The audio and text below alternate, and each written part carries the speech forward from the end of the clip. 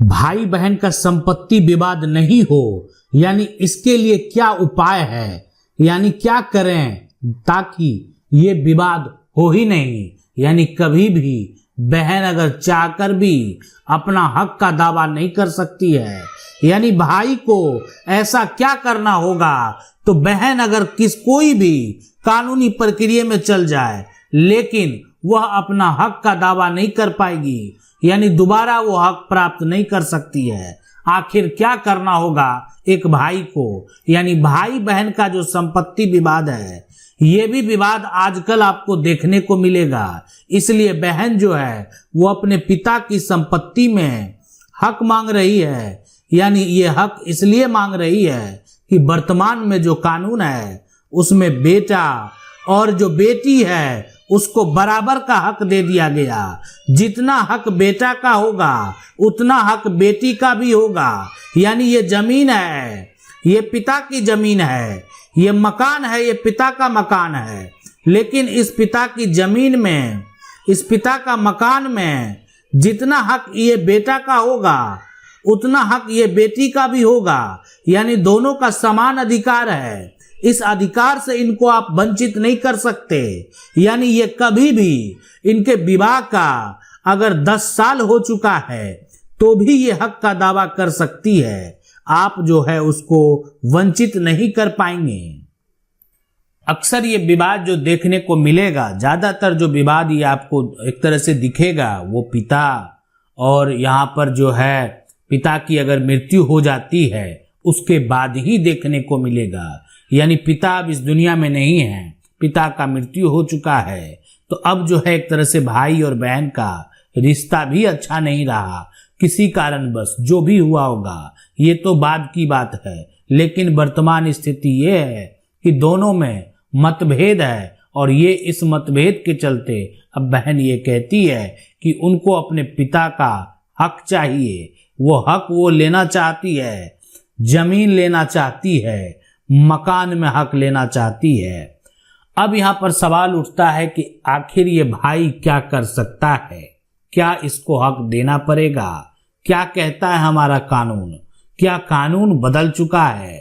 अभी जो वर्तमान स्थिति है उसमें हमारा कानून ये कहता है कि हिंदू उत्तराधिकार अधिनियम हो या अन्य जो है कोई कानून हो, उत्तराधिकार अधिनियम हो या मुस्लिम पर्सनल लॉ की बात हो, यानी दोनों केस में जो है बहन यानी बहन को हक देना पड़ेगा।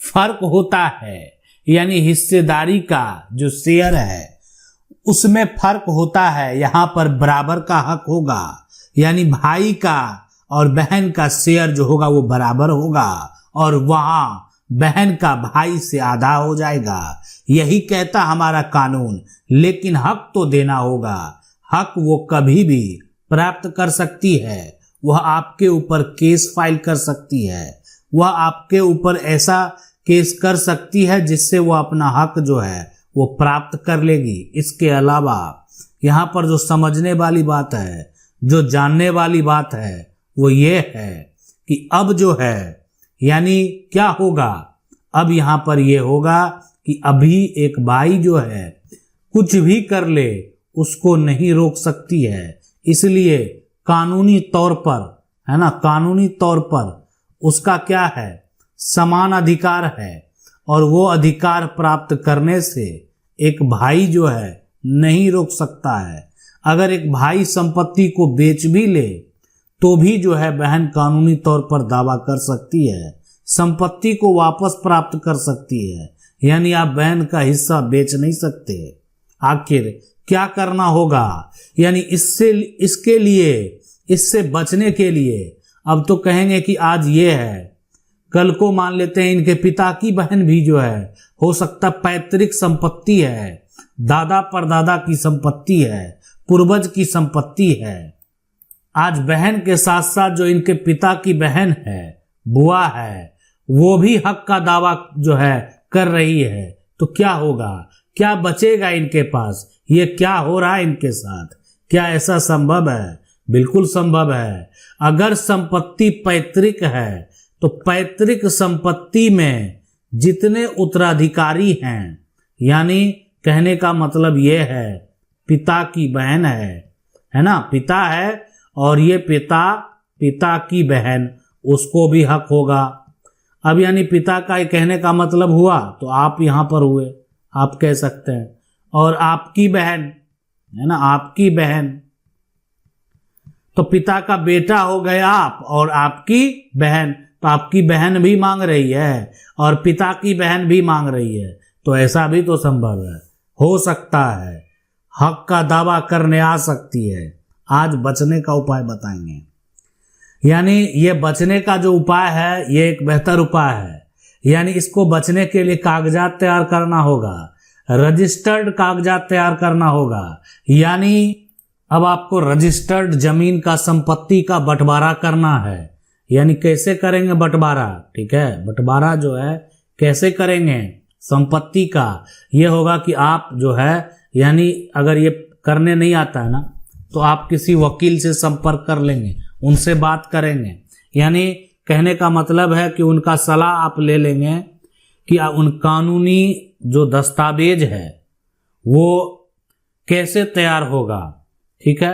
अब है कि जो अनुभवी हैं उनसे आप क्या करेंगे, है ना, अनुभवी जो वकील हैं उनसे आप क्या करेंगे, सलाह ले लेंगे। सलाह लेने के बाद वो आपको बताएंगे कि आखिर आपको ये जो है कैसे इससे निकलना है, ठीक है। अब सवाल उठता है कि जो ये दस्तावेज तैयार होगा रजिस्टर्ड जो है, बट उसमें क्या होगा कि ये जो बहन है या जो बुआ है उनके द्वारा एनओसी तैयार किया जाएगा और उसके बाद ये जो दस्तावेज है उस पर यहाँ पर सिग्नेचर भी किया जाएगा, इनका भी, यानी आपकी बहन और पिता की बहन यानी आपकी बुआ, जितने लोग थे बचे हुए।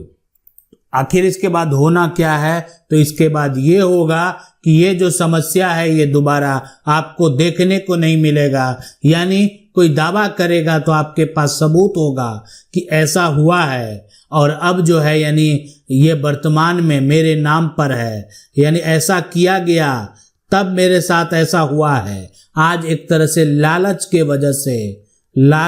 वजह से जो है यहाँ पर दावा कर रही है। देखें, एक कंडीशन होता है, ये कानून आखिर लाया गया इसीलिए कि एक बहन का तलाक हो जाता है और वो जो है अब कहाँ जाएगी, अपने पिता के पास ही जाएगी। जब पति के द्वारा उनको छोड़ दिया गया तो उनका असली घर, यानी वो अपना घर जहाँ पर उनका जन्म हुआ है वहाँ से उनको वंचित नहीं किया जा सकता।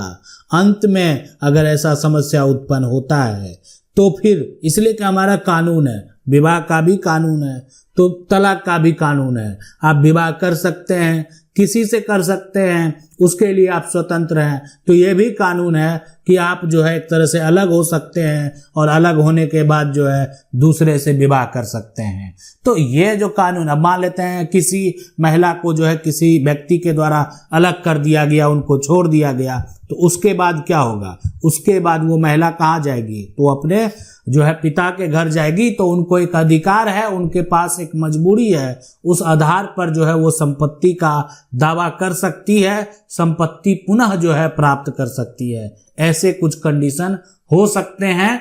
तो अगर आपका बंटवारा हुआ, पहले एनओसी दिया गया, तो उस पर भी चैलेंज किया जा सकता है। ये भी आप समझ लें, इसको भी आप जान लें कि अगर ऐसा होता है तो दोबारा फिर से चैलेंज किया जा सकता है। मान लेते हैं कि आपका दस्तावेज तैयार हो गया, वर्तमान में अभी वर्तमान जो कंडीशन है ये सारी प्रॉपर्टी आपके नाम है, जमीन का जो राजस्व है वो आपके द्वारा जाता है, यानी आपके नाम पर जमीन का म्यूटेशन कायम है। लेकिन जो ये संपत्ति है यानी ये खतियानी संपत्ति है, ठीक है, और खतियानी संपत्ति जो है यानी पूर्वज के नाम पर अभी भी दर्ज है।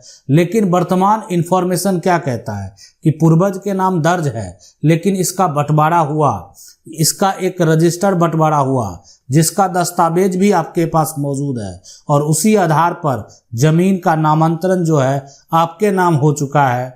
यानी अभी वर्तमान में जो प्रॉपर्टी का टाइटल है वो आपके पास है, यानी इसलिए, और सरकार को आप टैक्स भी दे रहे हैं, आपका म्यूटेशन भी कायम हो गया। ये पूरा प्रक्रिया होता है। आशा करते हैं वीडियो अच्छा लगा होगा। वीडियो को लाइक जरूर कर दें।